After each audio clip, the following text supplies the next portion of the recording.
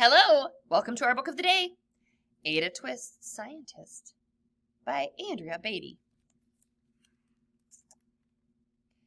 Ada Marie said not a word till the day she turned 3.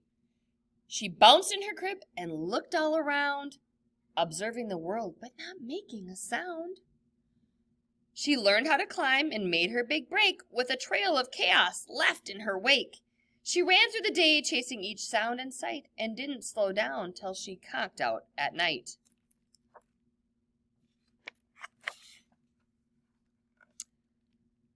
Her parents were frazzled but tried not to freak. As Ada grew bigger and still did not speak, clearly young Ada with lots in her head would have something to say when it ought to be said.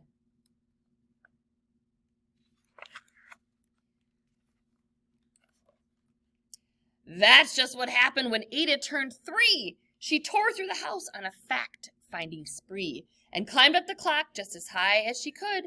Her parents yelled, "Stop!" as all good parents would. Ada's chin quivered, but she did not cry. She took a deep breath and she simply asked, "Why?"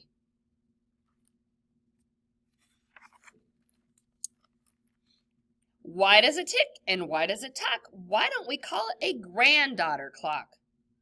Why are there pointy things stuck to a rose? Why are there hairs up inside of your nose? She started with why and then what, how, and when. By bedtime she came back to why once again. She drifted to sleep as her dazed parents smiled at the curious thoughts of their curious child, who wanted to know what the world was about. They kissed her and whispered, "You'll figure it out." Her parents kept up with their high-flying kid, whose questions and chaos both grew as she did. Why? What? How? When? Why? Why won't it?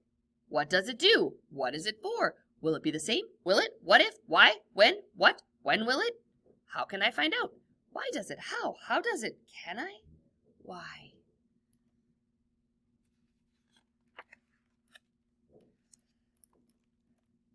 Even Miss Greer found her hands were quite full when young Ada's chaos wreaked havoc at school.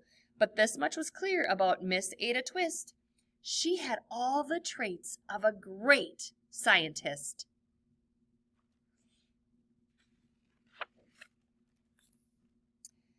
Ada was busy that first day of spring, testing the sounds that make mockingbirds sing, when a horrible stench whacked her right in the nose, a pungent aroma that curled up her toes. "Zowie," said Ada, which got her to thinking, what is the source of that terrible stinking? How does a nose know there's something to smell, and does it stink if there's no nose to tell? She rattled off questions and tapped on her chin. She started at the start where she ought to begin. A mystery, a riddle, a puzzle, a quest. This was the moment that Ada loved best.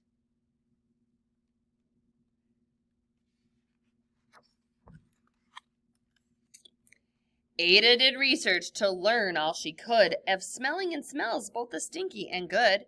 One hypothesis Ada thought could be true. The terrible stink came from Dad's cabbage stew. She tested and tested, but soon Ada knew it was time to come up with hypothesis 2.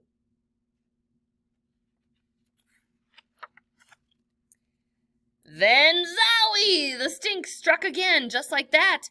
Hypothesis 2, it's caused by the cat.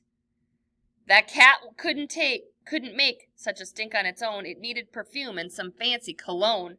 So young Ada tested. The test was a flop. She started again, but her parents yelled, "Stop!"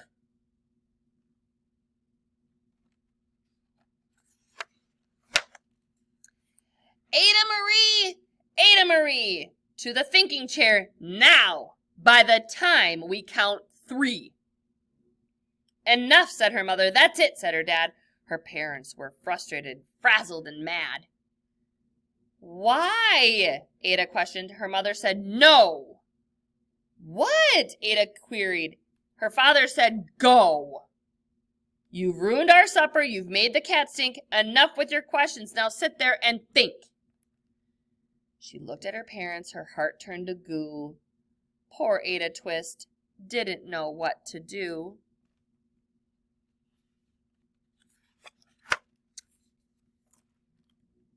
She sat all alone by herself in the hall, and Ada, once more, said nothing at all.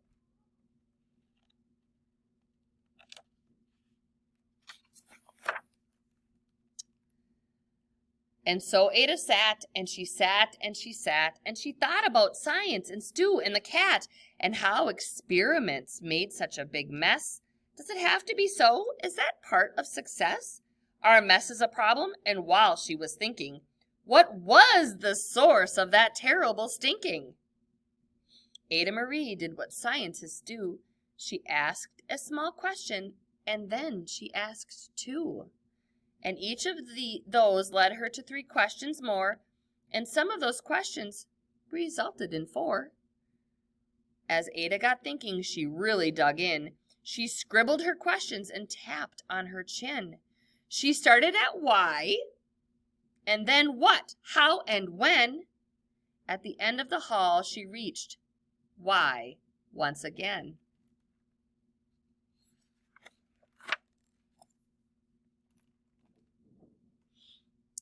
Her parents calmed down and they came back to talk.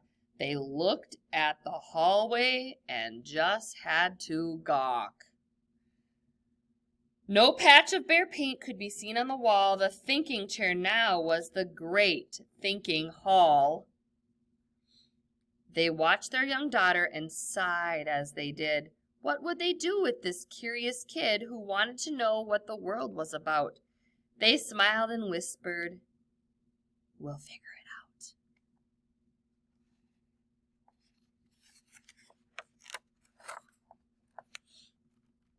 And that's what they did, because that's what you do when your kid has a passion and heart that is true.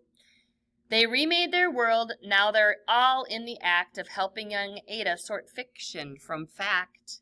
She asks lots of questions. How could she resist? It's all in the heart of a young scientist.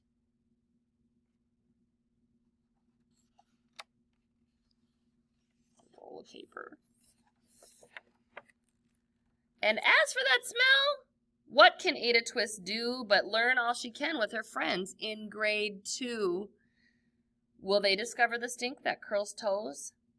Well, that is the question. And someday, who knows?